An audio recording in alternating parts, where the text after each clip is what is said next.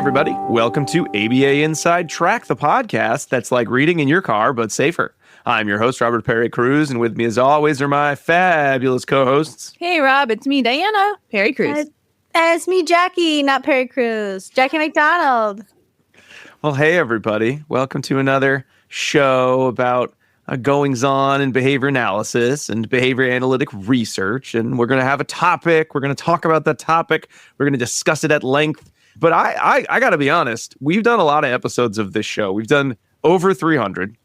And it's like so many graphs and so many, pre and post test or statistics. And I'm tired of it. I want to talk about research where it's like a story. I just want to get like people's thoughts on the matter, but I want there to be like a scientific way to do that rather than just like, getting my uncle's right-wing Facebook page ideas and putting that as a paper, because I don't think that would count as a peer-reviewed method. I want something that's like a little bit more meaty from the qualitative side of things. I don't always need numbers because we're missing some information. And if you could do this, folks, I really would appreciate it if we could also talk about subjects that matter, like, job burnout, right? So if we could do that, that would be really, really awesome. And maybe, just maybe, we could find somebody else, because I'm kind of tired of talking to you two, like somebody brand new to join us. Totally fair. To do all of these things. Oddly specific request you're making. These things come in your head when you're recording your show and you say, I should have thought about this before I hit play. Absolutely, but fortunately, you should have. I should have done that. But maybe we'll get lucky. And when I introduce that magical fourth person, they'll be able to do all these things. And I hope so, because joining us today to talk about such a qualitative analysis of research related to burnout, specifically RBT burnout, we have special guest, Dr. Nicole Gravina. Nicole, can you make these magical podcast dreams come true? I'll do my best. Okay, good.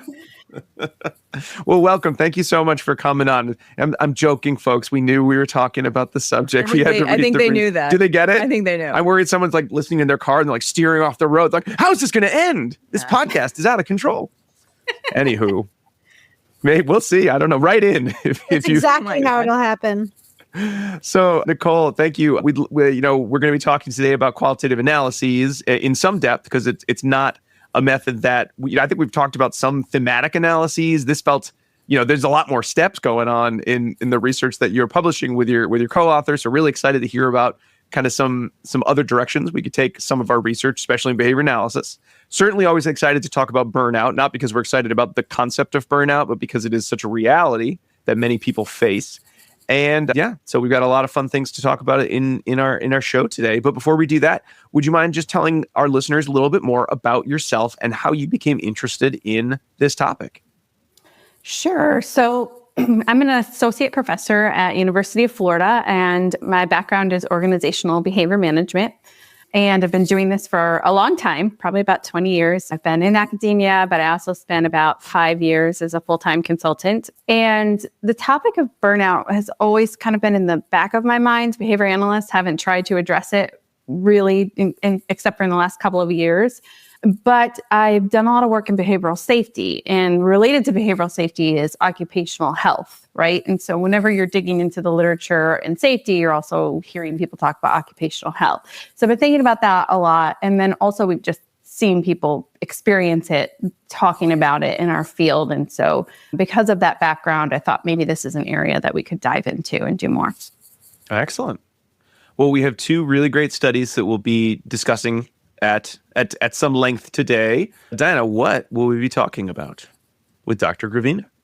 Yes, Dr. Gravina has provided us with 2 articles to review today, and they include a qualitative analysis of variables contributing to the registered behavior technicians' burnout and turnover in Florida. That was written by Nastasi, McGarry, Peters, Leon, Bacocci, and Gravina, and that was published in Behavior Analysis in Practice 2024. Also, Everybody Needs to Take Breaks, a qualitative analysis of registered behavior technicians' experiences with taking breaks at work by Nastasi, Green, Tay, and Gravina, and published in Behavior Analysis in Practice, also 2024. What a great year. It's a theme issue. And there is a little typo in that first title, and I sent you the old version of it, but it's corrected now. So the should not be in there, but that's okay. Okay. I didn't even notice it. It's okay. I just All flowed part of right the by it. So I fun think publishing process. yeah, right. And Nicole, kudos for using a quote in the title. I am a huge fan of when titles are not just the description of the thing that we are about to talk about related to this concept or this theme. I love the quotes. It's very common in qualitative analysis to do that, actually. There you go. Got a quote and a colon. So it's like double points for me. You gotta have I both. also appreciate a colon. And it's in quotes, quotation marks as well. And it's kind of like letting you know it's going to be a qualitative analysis because, like you said, very often those will start with quotes. So it's like a meta reference. Yeah. That's all we do actually on the show is just critique titles. I mean, it's a big journal titles. I mean, We're not very good at titles in our field, though. Well, who hasn't looked through? I got the new job. Let me look through the content. Oh, these titles are boring. No thanks. See you next quarter. No, I'm not doing this. Gotta have a good title. So, Nicole, this was a series of articles, or at least a series of research, kind of part of a bigger research that you and your team were doing just on the concept, on the actual, the RBT turnover rates in Florida. Could you talk a little bit about how you came to choose such a wide-ranging topic and then it kind of narrowed down into these articles? Yeah. So one of the articles was actually sponsored by a grant. The Florida Developmental Disabilities Council had given us a grant to look at the RBT shortage in Florida. So as part of that grant, we did some qualitative work, we did some survey work, we looked at, already existing data available. And so that gave us a big opportunity to do some of this work and look at it in many different directions. The other study that is related to breaks actually came about a little differently, and we did that one first. That one was based on a study that we had already done that was a quantitative study in the lab where we looked at the relationship between taking breaks and productivity. And then after we did that, we were trying to think of what the next step study should be, and everything that we were coming up with didn't feel quite right to us. It was like, oh, we're going to give people breaks so that we can make them more productive, right? And so that didn't feel very good to us. And so then as we were thinking about what should we do for our next step study, we were like, maybe we should ask people what we should do. And so we, at first, were thinking about doing this informally. And in OBM, we do a lot of asking people stuff, right? We send out surveys with open-ended questions. We interview people. This is how we get to what our pinpoint will be or what our intervention will be. But we've never done it in such a formal way. And so at the time, at University of Florida, we had just hired a colleague in counseling psychology who does a bunch of qualitative research. And so we were seeing all of their research come in, and we were like, hey, maybe we could ask people and we could do it in this more systematic, qualitative way. And so we sort of learned from our colleagues around us about this process and thought we could apply it here. Right. So when we talk about doing a qualitative analysis, I think for a lot of folks, it's probably not something they maybe studied as much, or when they were looking at grad school papers to kind of go through the task list that really came up, if at all. Do you mind just sort of giving a quick elevator pitch as to what exactly is a qualitative analysis when it comes to research? Yeah, so I will do my best with this. I feel like I am, as a disclaimer, I'm still learning about qualitative analysis, so I am not an expert in it. I'm learning in this area, but the way that I would describe it is that you interview people to understand their experiences and then apply a coding process to come up with themes that highlight their experiences that are common, but also notice the things that are different so you can show the variety of those experiences, if that makes sense. The idea is to learn from people who are living in whatever that experience is, and that will hopefully inform our next steps going forward. Okay. And you mentioned that one of the newer team members had a background in psychology. Was it consulting psychology you said, or it was counseling psychology? Counseling psychology. When working with this person to sort of develop the qualitative analysis that you would do for the RBT burnout and break studies.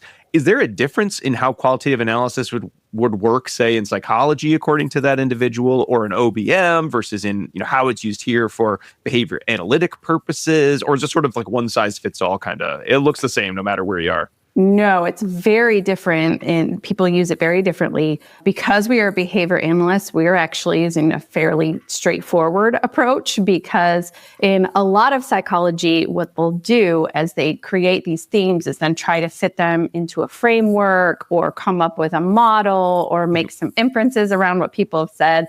As behavior analysts, we felt like that was going too far away from the data. And so we were really just more descriptive in the way that we presented the information.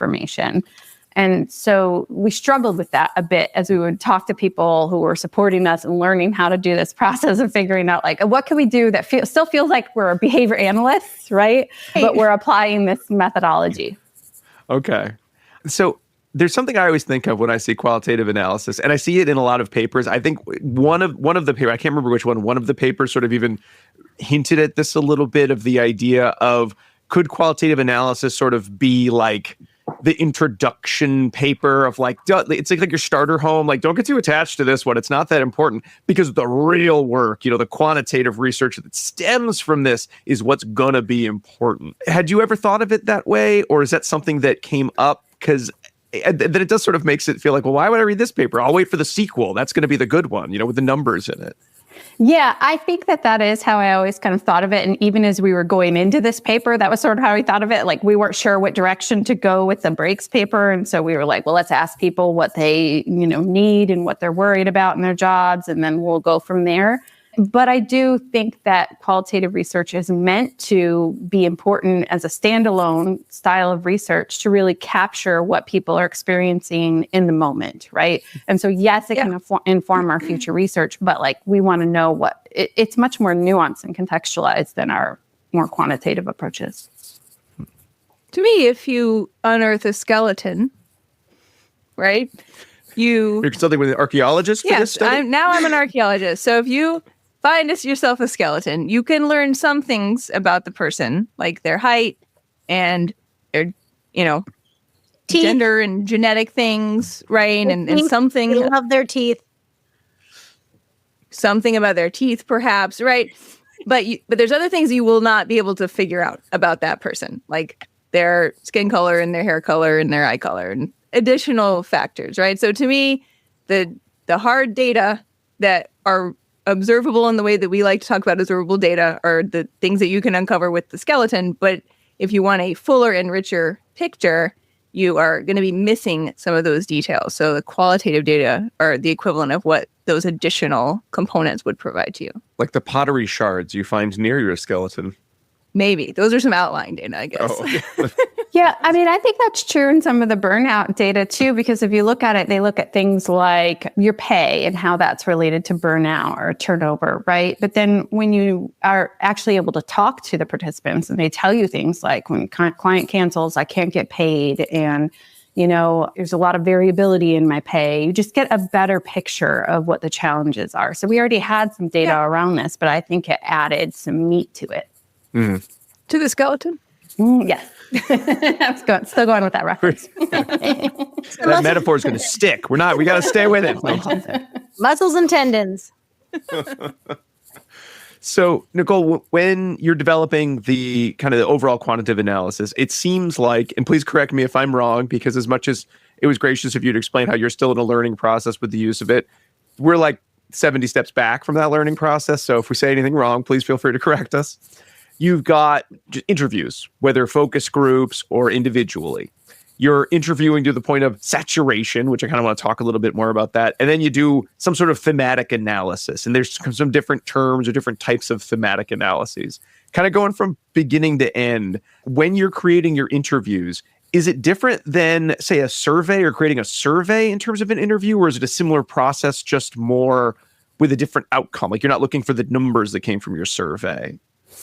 Yeah, so we're not like counting up the number of responses. And that was actually something the reviewers asked us to do several times. And so we had to like push back and say like, no, that's not what we're doing here. But when we're structuring the survey, we're trying to make sure that we're asking questions that are open enough that we're going to give people leeway to be able to give us information maybe we haven't even thought of. We also add in probing questions. So like if we think, well, maybe they'll talk about this, or maybe we want them to talk about this, we'll add those things in. When we write the survey, we try really hard not to lead them in any direction. And that was something that we iterated with the interview. We iterated the interview questions several times to make sure we weren't leading them in any way. I think it's just meant to like give them enough space to give us this detail. Okay. But that must be very challenging because like you said, you don't want to lead them on. You don't want to be, so breaks are good, right? Because that's going to give you a set of answers, but you can't make the questions too closed-ended because if they're giving you 1, 2-word answers, you might as well have done a survey with the amount of time it probably takes to schedule the interviews and everything. We piloted the questions with a few different people and tried out different questions to see, did it give them enough information that they knew what we were asking without giving them too much information that we were leading them.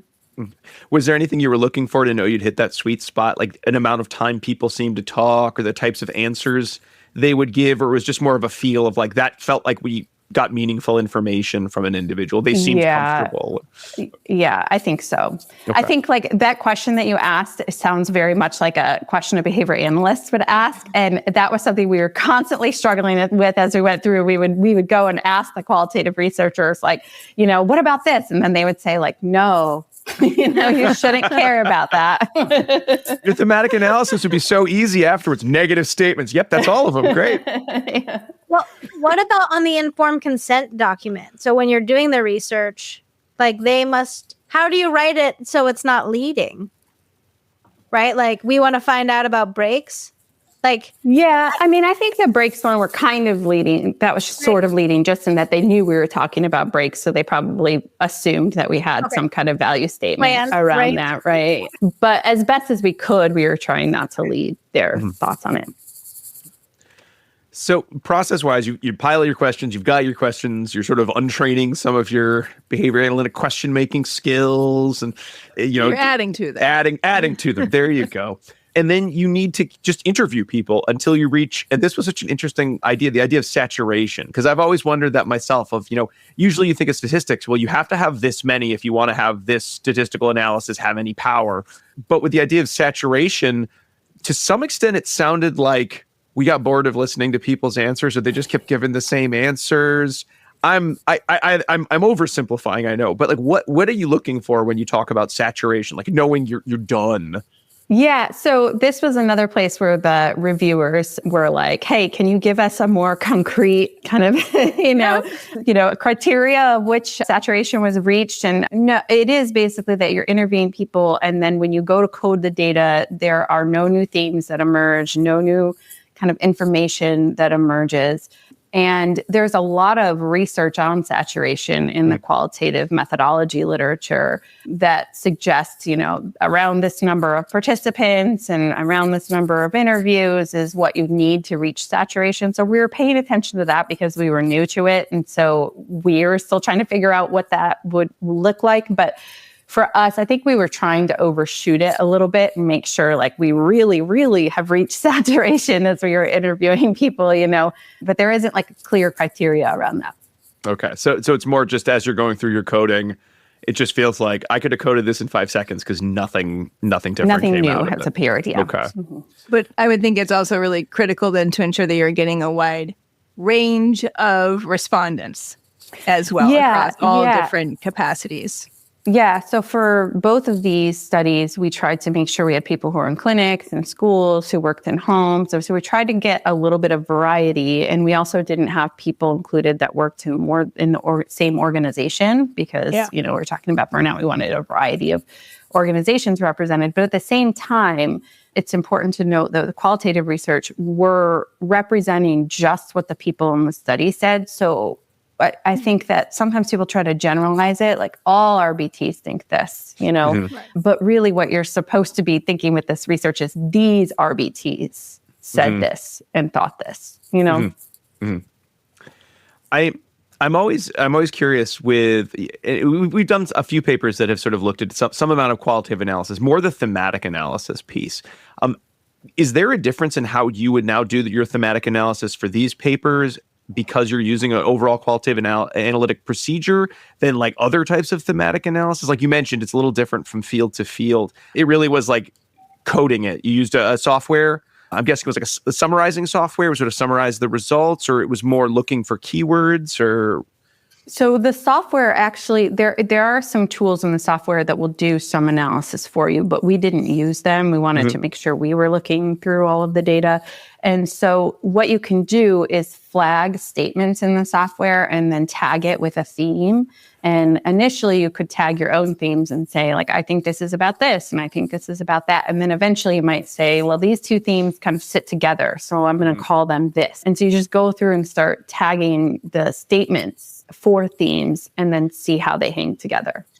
Okay. And you had a team, so because that process just sounds so deceptive. It sounds interesting, but it also sounds like so subjective. Like you could just be going forever if you and a colleague are disagreeing on what the theme means or doesn't mean. I mean, is that just more of my not understanding the process that is giving me that fear, or did that ever happen? No, I think that if you were to listen to the interviews, like the themes just emerge for you. I mean, I felt like we knew what they were before we were even going through and using the process. Maybe with something that people are less likely to say the same thing, then it would be feel more subjective. But I think that people were saying very similar things. And so you kind of already knew what they were going to be. So qualitative analysis of like, well, what do you think about the state of American politics? Like you might never finish that study because you're just never going to run out of new themes. Yeah. Yeah. You'd probably have to narrow your population for something like that. Okay. So it could either be based on like words that they included themselves in their statements, or sort of you as the researcher providing a summary of the main points and then like every time that they talked about pay, we would flag, this is about pay, right? And then once we had all the pay ones together, we could look for sub-themes in those. Got it. Okay. I thought the name of this software was hilarious, the Deduce. Deduce, yeah. It was like DEDOOSE. I don't know. Oh my, I just got it. I didn't get it when I read it. I didn't get it when I was taking notes. I just did like the action to deduce. Yes. Woo! Just I don't know. That one maybe could have gone around the table one more time, but that's just me. But hopefully it was a useful software. They want to market it. They got to take out all the vowels, so it's like deduce. It looks fancy.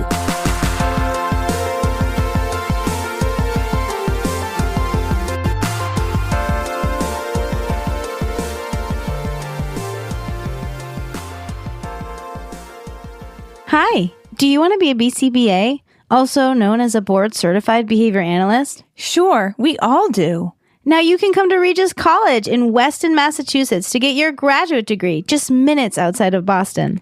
Choose from any one of these courses. Masters of Science in Applied Behavior Analysis. Masters of Science in Special Education, dual degree in Special Ed and ABA. Or be eligible for your postmaster certificate.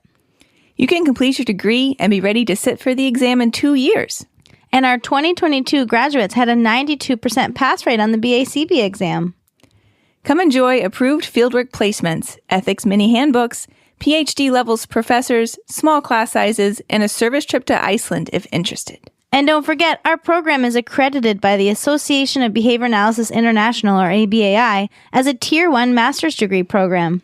Don't delay. Supplies are limited. Learn more at regiscollege.edu. Again, that's www.regiscollege.edu. regiscollege.edu. One more time, www.regiscollege.edu. See you there. Bye.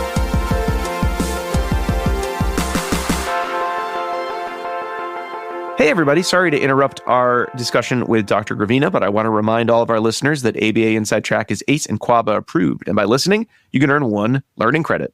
All you need to do is finish listening, then go to the website, abainsidetrack.com, or click the link in your podcast player to go directly to this episode page and put in some key information. including 2 secret code words. These are secret code words from our guest. I'll give you the first one now, and it is Teddy, Teddy. Is it the bear, you say? Or that peanut butter that everyone likes, the all-natural one? Or is it the old president, Roosevelt?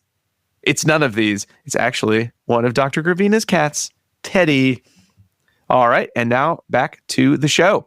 All right, so I know another section that we reread in the papers were, I think it was the role of the researchers in one of the papers and the researcher reflexivity section in another. Was that something that was of interest to you and your co-authors because this was a qualitative analysis, because it was a little bit of a different research for something like BAP? Or was it more of kind of a viewpoint of trying to just include more information about the authorship, therefore how your opinions might play into the thematic analysis, something else?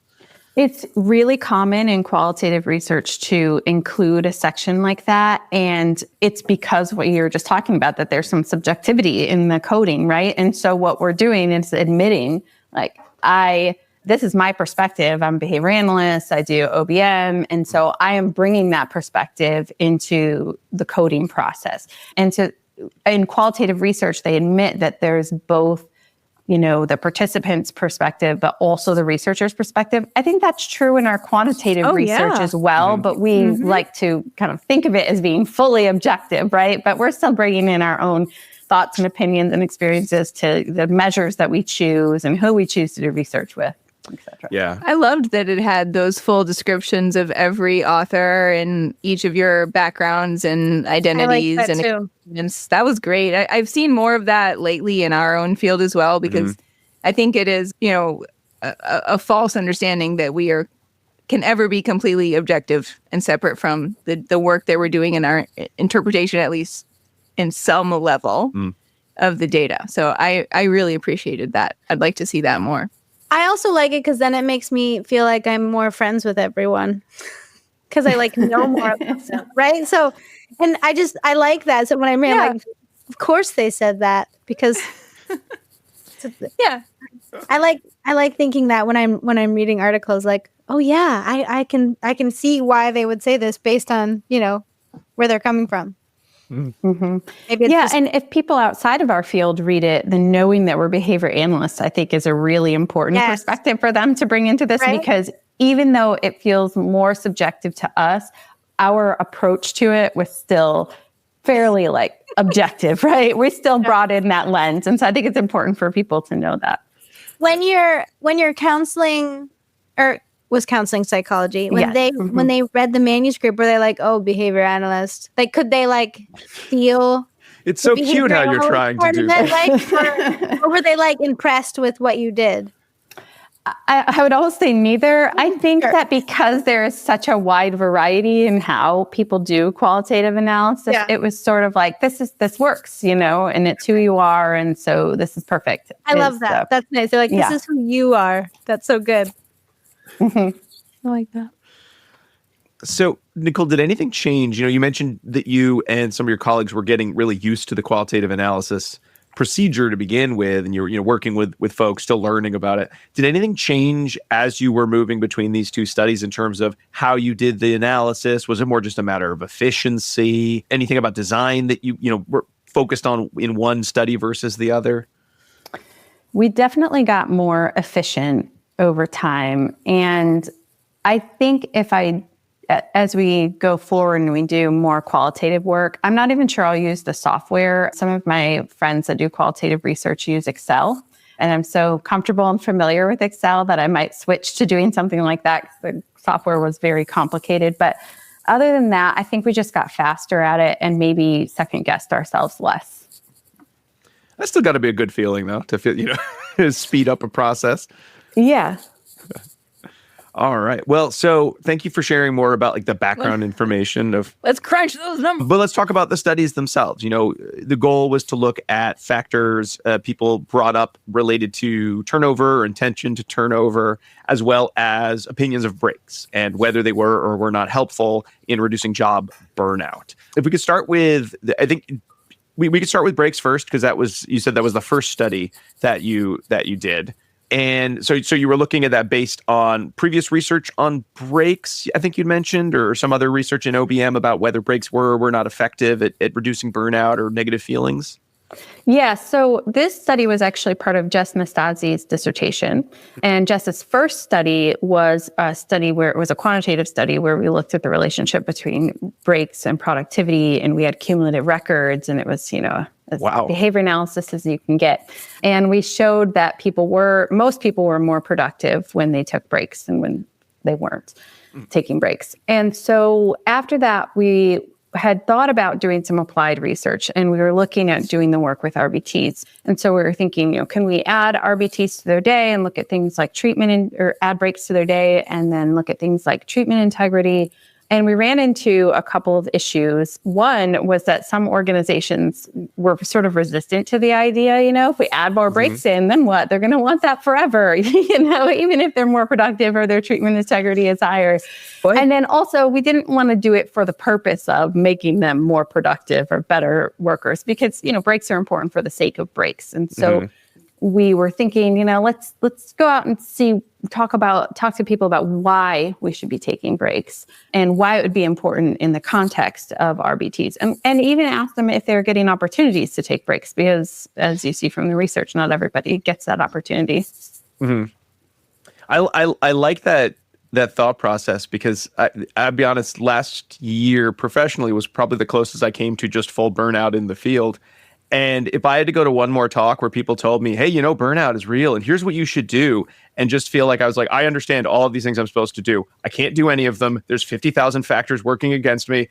I'm now more burnt out after listening to your How to Fight Burnout speech. It was very frustrating. So I love that thought of, why not talk to folks about the breaks and then get more information about breaks in context, as opposed to just, because you already done the research, or at least Jess had done the research to say breaks are good. You could just build off of that, or do your parametric break analysis of like, you get 5 minutes today, tomorrow you're going to get 10, and then 15, and we're going to see which ones are your best days. Do you not come back? Yeah.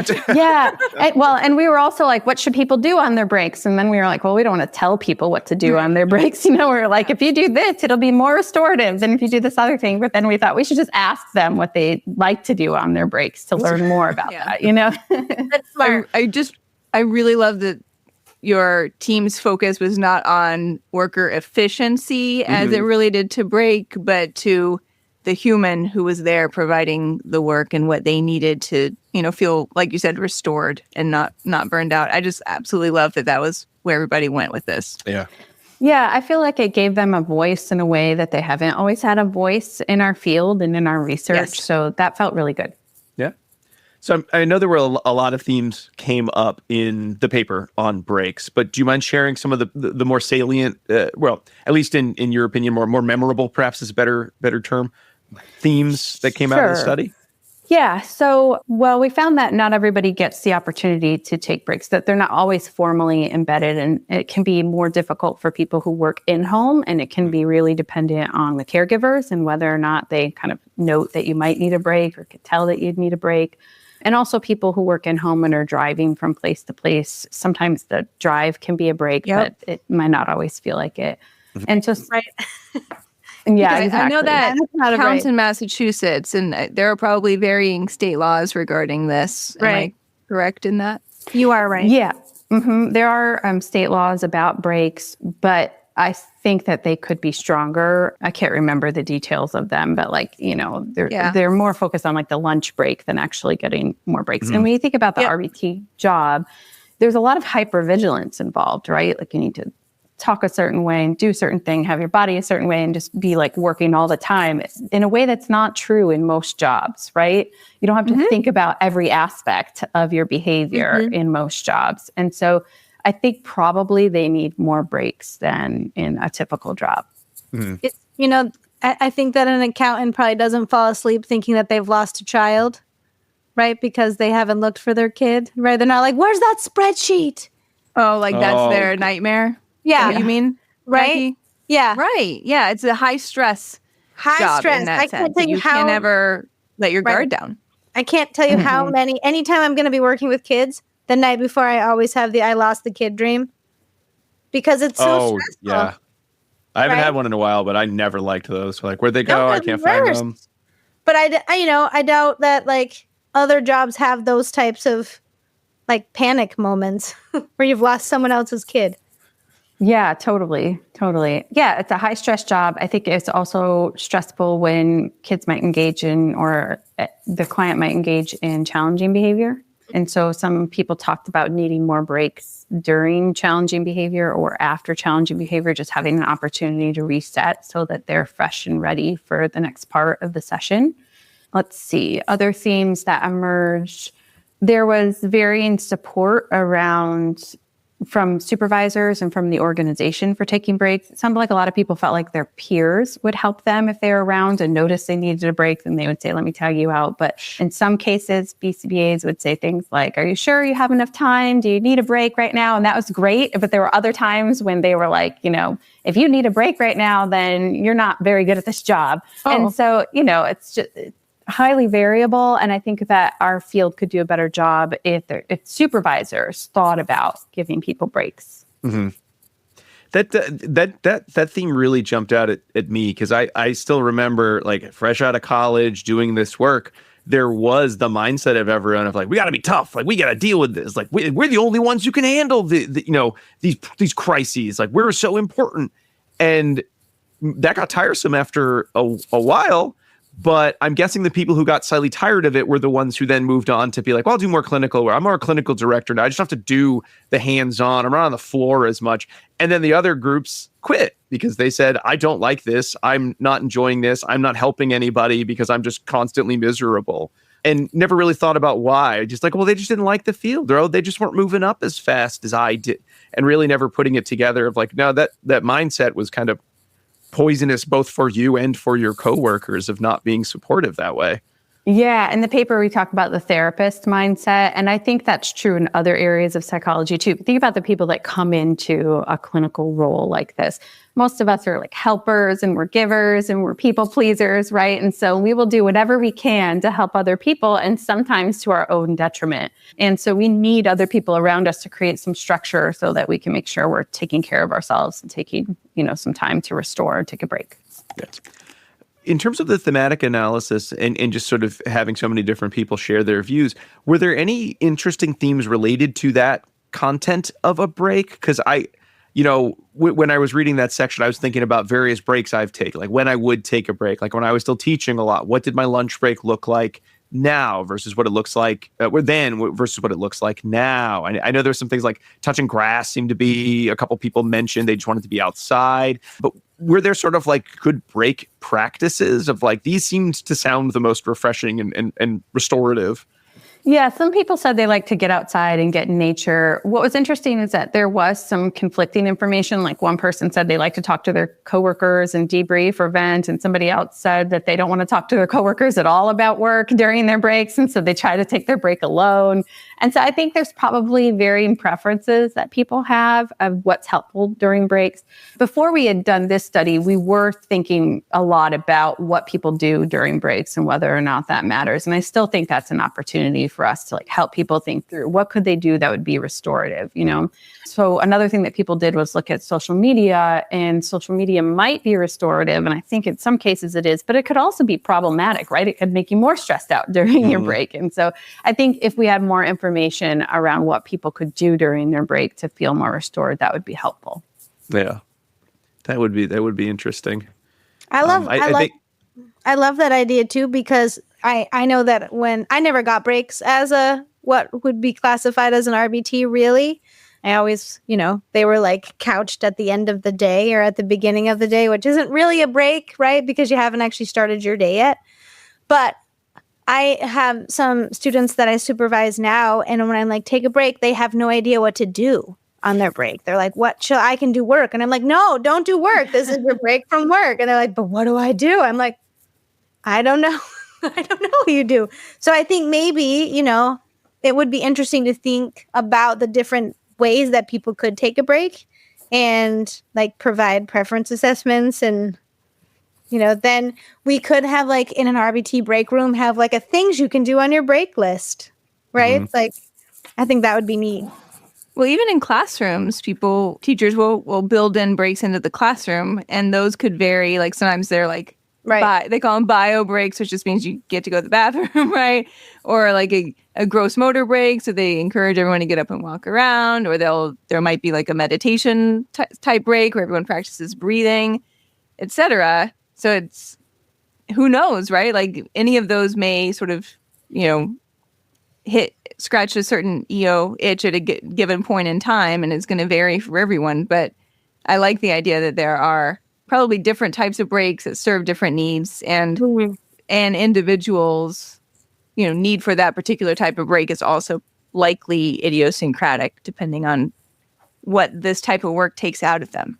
Yeah, that came up in the research too, where people said that sometimes like creating materials or graphing or writing session notes might actually function as a break for them. So, yeah. If you love Excel as much as we do. That's right. Finally, I'm here, Excel. Give me that data. So Nicole, moving on to the other study looking at turnover. I think that's I guess that was the question, probably the $1 million question. I don't know what the value was, but from the grant of why is everyone quitting, or why is the turnover rate so rough when it comes to human services, specifically to RBTs in Florida in this case? And I'm guessing you found the one variable that did it, and now it's all they turn the switch and it's all good now, right? Great That's job. Right. I wish. This was just one piece of the puzzle of that grant. And so we wrote a big report about that grant too. And one of the directions that we took after the grant was actually helping support people in managing challenging behavior and crisis management more. So that's sort of a direction that we're going in now. I do think that was a big part of it, is that people don't get enough training and enough support around that. Mm-hmm. All right. So the just the level of intensity of crises and challenges related to different behaviors that were seen on the job was kind of a big barrier to staying in the position. I think it's a mismatch between your training and what you're managing day to day. I think if people are well trained and then the resources they need, then they can manage it pretty well. But if we're not training people and kind of throwing them into new situations and they don't have the support they need, then that's a struggle. I'm thinking too, there's a intent to turnover survey that Ellie Kazemi did in 2015, and they surveyed those 96 behavior technicians. It's weird that I remember that I was 96 technician. But right, and in that they said, it's not necessarily correlative that the prediction to turnover would be with the client characteristics, right? That a high support client would automatically guarantee that everybody wanted to quit, but it was like the training and supervision that was really more telling. Mm-hmm. And look at that. You just, seamlessly put the qualitative and quantitative behavior, the analysis together in that nice way. Mm-hmm. I know, I'm curious, one of the other themes that came up was one of just this job is either not appreciated enough, not known enough, or it's just not a job to stay in for, extended period of time. Was that surprising to you when you started hearing people say no, this job's just not for people to stay in for more than a couple of years? Or were you sort of expecting it based on previous research? Yeah, I think I was expecting it. I think it was interesting to hear that people called it a transient career. So they just didn't see it as a place that there were ways to move up. I think that's an opportunity in our field too, that, when people have a lot of experience as an RBT, we should be able to put them in a position that's a little higher level, more responsibility, more recognition for their skill set, right? And because of the way that our billing is set up, we really don't have a lot of great mechanisms to do that, but it stinks that it's our billing that's dictating how we're recognizing good performance rather than, their actual performance. Yeah. Well, you mentioned you had some good ideas from, you and some good ideas. Your co-authors near the end of the discussion section to that point good ideas. Of, I didn't quantify, I didn't count how many ideas there were, folks. That's all. So, things like being on committees or things that just would not count as billable hours, but that would potentially give, an individual the sense that they're a part of something bigger than just their day-to-day, or that their opinion is of value. Were there any sort of ideas that came from the analyses themselves that, when folks were just doing the interviews that you said, well, that is a great idea. I got to write that one down. Like anything that jumped out is just like so trenchant. Yeah, I mean, a lot of the ideas came from the participants. It wasn't just they gave us the problems and then we were like, here's the magic solutions, right? Like they were telling us. I love that in an interview where you're like, I'm going to stop you and tell you, here's a great idea. Yeah, we were trying to capture what their ideas were, right? And I think just getting regular recognition, it was a lot about training, a lot about good supervision. They wanted to feel like they were really good at their job. And then, there's this great study by Eli Newcomb and Byron Wines on it, where they had a badge system that essentially just recognized that people had, met certain competencies and had recognized their skill set. And when they put this in place, they had a reduction in turnover. It was a case study, but I think even simple things like that could be useful in helping people see that we can see how good they are and we recognize that. It's interesting. Pay came up, but wasn't necessarily as important as, either previous research or I think some fields say pay is number one. Yeah. So I think in Ellie Kazemi's paper, I think it was satisfaction with pay and not actual pay that mattered. I think that's pretty consistent in some of the IO psychology research as well. What we heard is that people were initially attracted to the job because of their pay. Because, if you're starting an entry-level job that doesn't require a degree, then the pay is actually quite good. But then the work is hard, right? Yeah. And so then over time, the hard work, it's harder than some of those other jobs that might have a little less pay. But also, depending on how the organization pays, sometimes the pay isn't very consistent. If the client cancels, if there aren't enough clients, then it was the variability in pay that seemed to really matter to people. And then they also talked about benefits and kind of the trade-off where you might get a little less pay, but then you might get benefits with it. And so initially they're kind of attracted to this higher pay, but then they realized that health insurance would be nice. So retirement would be nice. And, it's hard to see yourself as a career that you can't build retirement, for example. Mm-hmm. Right. And when I've spoken to students, it's, when the companies offer them those huge bonuses for coming, but then it's contingent on billable hours, which are you actually can't get those billable hours. Yeah. Right. So they're like, oh, this is not like super high paying, but I'm going to start and then I'm going to get this bonus that's going to make it really high paying, but nobody ever actually gets it. Mm-hmm. Right. And then it's doubly disappointing. Yes. As well. Right. And then you're because just then super it feels like something, that you were promised and now you can't access, and you're feeling undervalued on top of it, and you're stressed out because you didn't get to take a break. All of these are really big problems. And, I think that these themes are emerging, and almost anyone who's supervising staff and has had high staff turnover could tell you most of these themes as well, right? Because we're hearing them again and again in varying capacities when we talk about burnout. The fact that our field has such a challenge right now of getting direct care support staff isn't necessarily surprising. I think, like we just said, because of the nature of the job, it can be really challenging and hard to sustain. But these are other organizational issues that we could be addressing via supervisory practices and support that we're providing to staff. And if we're not doing that, then it's absolutely going to be the case that we have these high levels of turnover. And it's to everyone's detriment, as I know you know too, right? You spend a long time training staff. It's not an easy job. And when staff leave, that hurts the clients, it hurts the organization as a whole, and it's a lot of time wasted that could have been better supporting the care and the quality of life for our clients. And that is a lose-lose for everybody. Absolutely.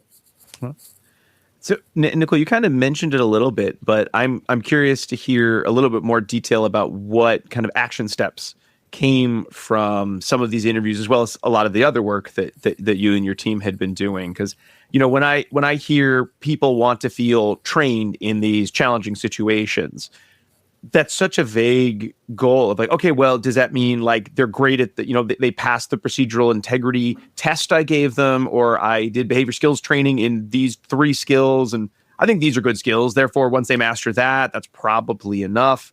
I know some of the folks in the interviews mentioned they want to know more about just the ethics of intrusive care. So, is that like an in-service? So how did you take this information and then think, all right, here are the next action steps to actually reach that goal of giving them that initial training in a way that's maybe scalable? Yeah, that's a great question. So there's a lot of research in occupational health that shows that really good onboarding reduces burnout and turnover later. And so I think that our field can do a much better job with the onboarding process. You can see in a lot of the participants' responses, they said that they took the 40-hour training and then they were thrown right in.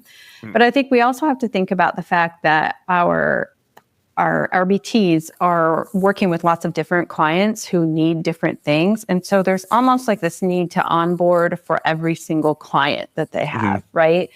And so I think our ABA organizations could be doing more in the onboarding process and then new client onboarding process and then just ongoing training, right? As far as our grant goes, one of the things, this grant, I should shout out Carrie Peters and Yanni Leon. They're both on the grant with me. And as far as the grant goes, we have been working on creating training for BCBAs mostly for BCBAs who've already been in the field for a year or two, to learn more about challenging behavior and how to support their team who is working directly with their clients. And so we're trying to put out free resources for people so that we can upskill our workforce. That's maybe one solution, but I also think that organizations need to do a lot more. Like our whole field has many, many different ways that we could tackle this, right? Oh, gee. Yeah. And I think that's going to vary so much based on are you home-based versus school-based versus center-based, because just there's so many barriers that go into the train, like who's in charge of what? Who does everyone need to do onboarding? Is it just one person? Is it just the direct supervisor? And what if that relationship doesn't exist? Is there another way to get the same results? There's a lot of questions. And it is funny, it's one of those topics I think about onboarding a lot, but I don't think until kind of having this conversation today, we realized, oh yeah, there are a lot of factors, kind of always assuming there's a checklist somewhere. I just, I got to write it down. So, but there are so many small factors, and some of them might be a little idiosyncratic based on the groups that you're working with, the challenges they're going to face. So there's a lot there. Ooh. Well, I'd love to hear, I think, we've kind of gone over the research, some of the big themes. So it seems like a good time to move into our dissemination station section of the show.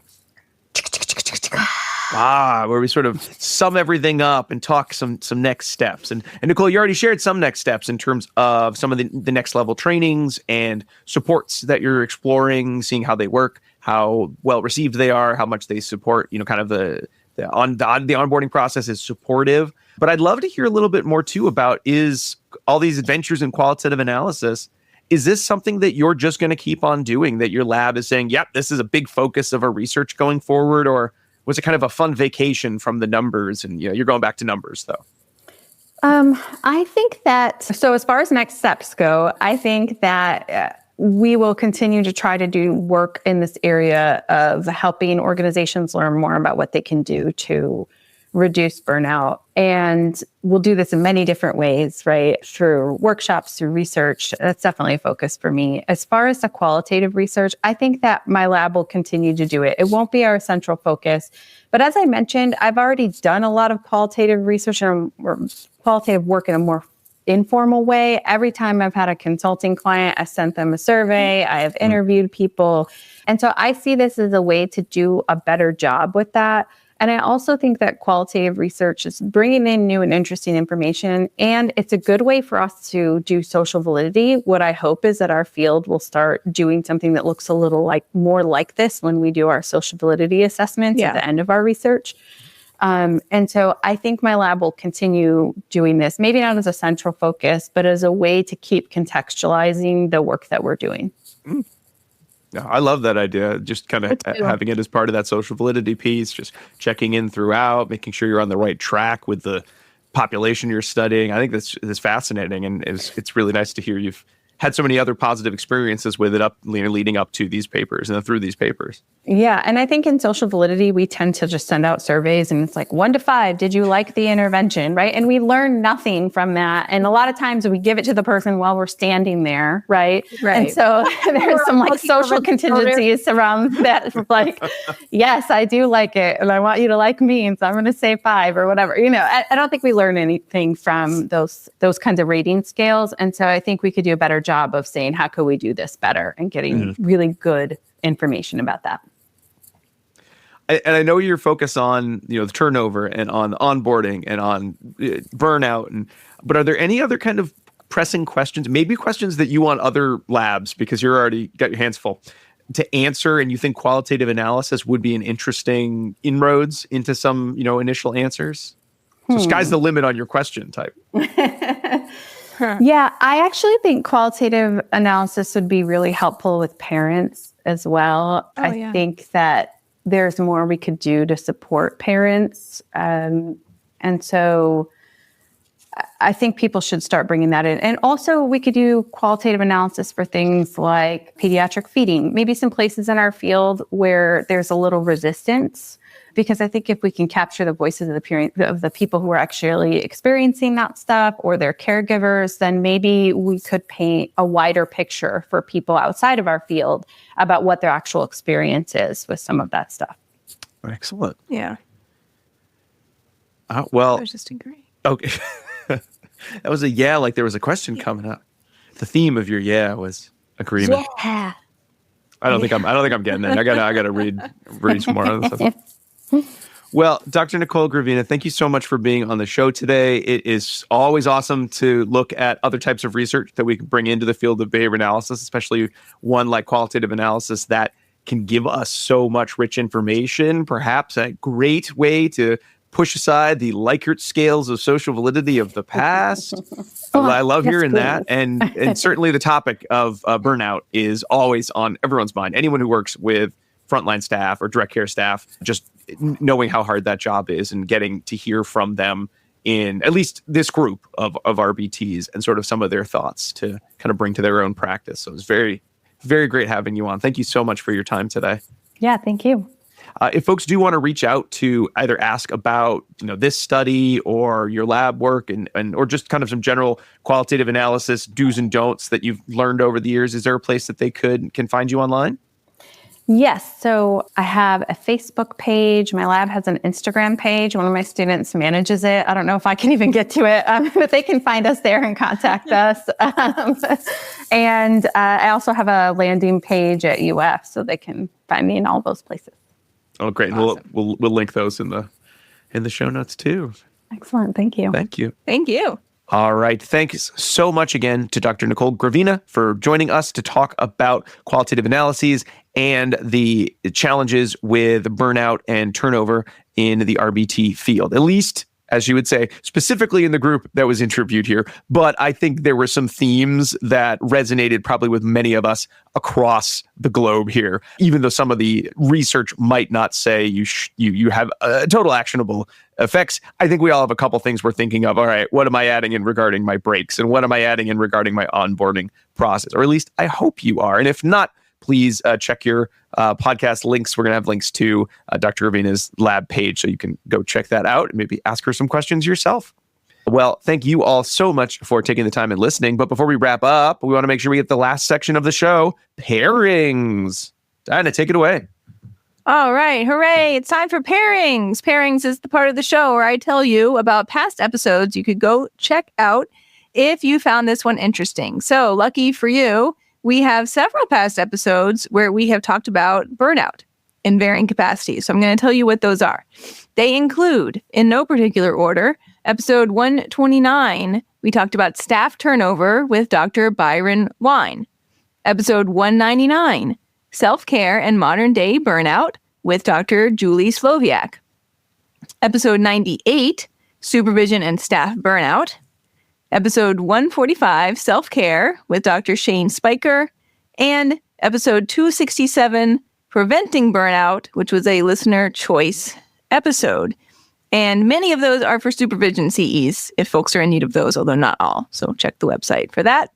And the other part of pairings is I recommend a snack for you to enjoy while you're listening. Today's snack was a turkey sandwich, which is what I was eating during the episode. I gotta say, Diana, pairings used to have much more thematically appropriate foods.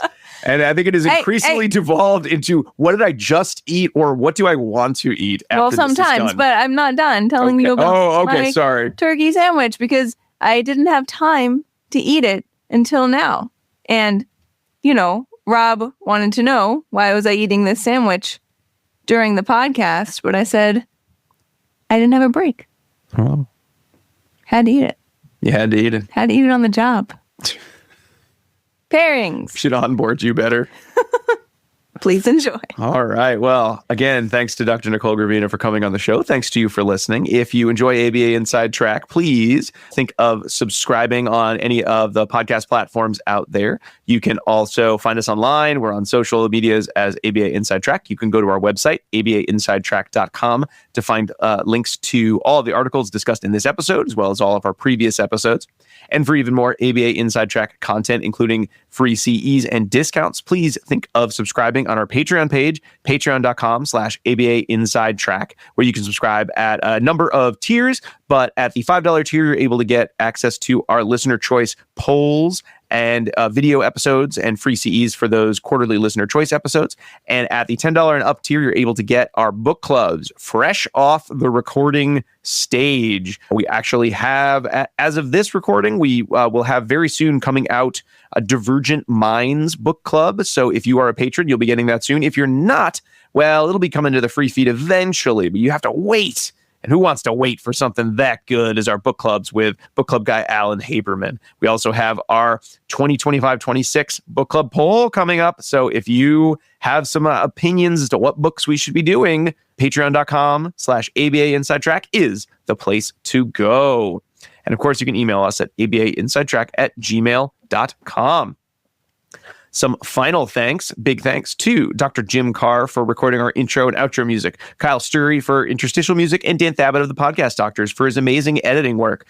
And before you go, don't forget that second secret code word. It is Titan, Titan, the parents of the Greek gods and Greek mythology that were banished to Tartarus. Ooh, how smart do I sound there? Again, no, this is another one of Dr. Gravina's cats. Must be a big cat, I guess, or small cat. Who can say with a name like Titan?